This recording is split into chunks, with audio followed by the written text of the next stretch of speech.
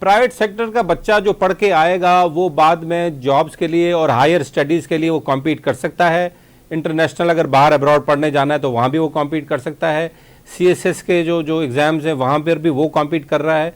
Public sector से इस पर कोई क्या हमारे पास रिसर्च मौजूद है कि ये तयन हो सके, ये तय हो सके कि कौन सा सेक्टर जो है ज़्यादा इफेक्टिव है इन टर्म्स ऑफ रिजल्ट्स, जो भी कैरियर के या एजुकेशन के फर्दर? देखिए, बात ये मैं ये अर्ज कर रहा था ना आपसे कि प्राइवेट सेक्टर में सिर्फ कोई एक तबका नहीं है। प्राइवेट सेक्टर में एक टॉप लेवल का तबका है मेरे ख्याल से, जिसकी तरफ आप निशानदेही कर रहे थे। जो बेहतरीन स्कूल्स हैं पाकिस्तान के, वो तो एक एलीट लेवल पर हैं और वो बैनुल-अक़वामी सतह पे बच्चों को कंपीट करने के लिए तैयार कर रहे हैं।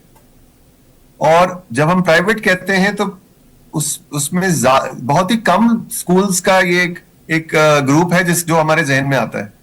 ज्यादातर प्राइवेट स्कूल ऐसे हैं जो आप समझिए कोई यंग खातून है जो 8वीं 10वीं पास है और उसने अपने ही घर में कमरे में एक स्कूल खोल लिया है और 30 बच्चे पढ़ रहे हैं। ज्यादातर प्राइवेट स्कूल इस सतह के हैं। सो इसलिए वो एक बहुत बड़ी तफरीक है हमारे यहाँ प्राइवेट स्कूल्स के अंदर भी। एक वो है जो एलीट लेवल पर, और बहुत महंगे भी हैं वो स्कूल, वो बैनुल-अक़वामी सतह पे कंपटीशन के लिए तैयार कर रहे हैं। फिर ऐसे हैं जो जरा मुतवस्सित सतह पे आप एजुकेशन दे रहे हैं, और वो हमारे यहाँ बहुत लोग हैं जो उससे गुजर रहे हैं बच्चे और जॉब्स पाकिस्तान में कर रहे हैं और कामयाब हैं। और फिर एक तबका है जो मैं आपको बता रहा था, जो हमारे गरीब पाकिस्तानी खानदान के बच्चों के लिए, खानदानों के लिए।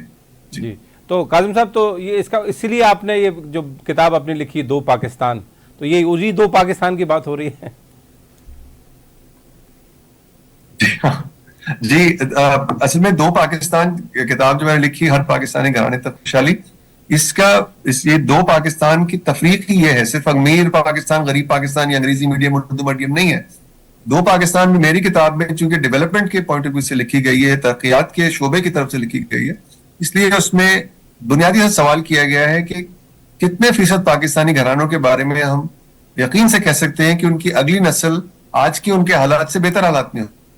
और इसमें आप देखिएगा कि एक 15-20% घराने ऐसे हैं जिनके बारे में हम ये कह सकते हैं, मैंने कोशिश की है साबित करने की आदत-ओ-शुमार से। 80% के बारे में बड़ा मुश्किल है कहना कि उनके नेक्स्ट जनरेशन बेहतर हालात में होगी। बहुत सौ की तालीम ही नहीं हो रही है तो वो तालीम की सतह ही नहीं है, मयार ही नहीं है। तो ये आप बिल्कुल सही कह रहे हैं कि ये दो पाकिस्तान को हमें एक करना होगा। तो ये 80% आप समझते हैं कि 80% काजिम साहब आप समझते हैं कि जो खानदान है उनको कंफर्म नहीं है कि वो आगे बढ़ पाएंगे या नहीं बढ़ पाएंगे तालीम? 80% अगली जनरेशन बेहतर हालात में होगी नहीं होगी, क्योंकि होता क्या है, बहुत आधे तो हमारे 39-40% तो बच्चे स्कूल में ही नहीं है।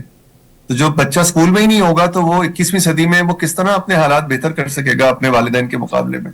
बहुत कम चांस है। फिर जहां सेहत के कोई अगर ऐसी आफत लाहक होती है, किसी घर में कोई इस तरह की सेहत की प्रॉब्लम होती है, तो और चंद महीनों के लिए अगर कमाने वाला उसमें चला जाए, मुश्किल में चला जाए सेहत की वजह से, तो वो घराना बहुत मुश्किल में आ जाता है। बहुत ज्यादा मुश्किल हो जाए, मकरूज हो जाए, घराने हो जाते हैं। तो इसलिए ये बुनियादी जो सहूलियात हैं इनके ना होने की वजह से बहुत मुश्किल है। 80% मेरे जो एस्टिमेट है उसके लिहाज से ज्यादातर पाकिस्तानी घरानों के लिए बहुत मुश्किल है कि अगली जनरेशन, जब तक कि हम ये तालीम सब तक मेयारी तालीम ना पहुंचाएं और सेहत के लिए उनके खर्चे जो है उन पे आसानी ना पैदा करें। जब तक ये एक पाकिस्तान, बकौल आपके, जब तक एक पाकिस्तान नहीं होता तो ये हम न कर सकेंगे। काजिम साहब, आपका बहुत शुक्रिया।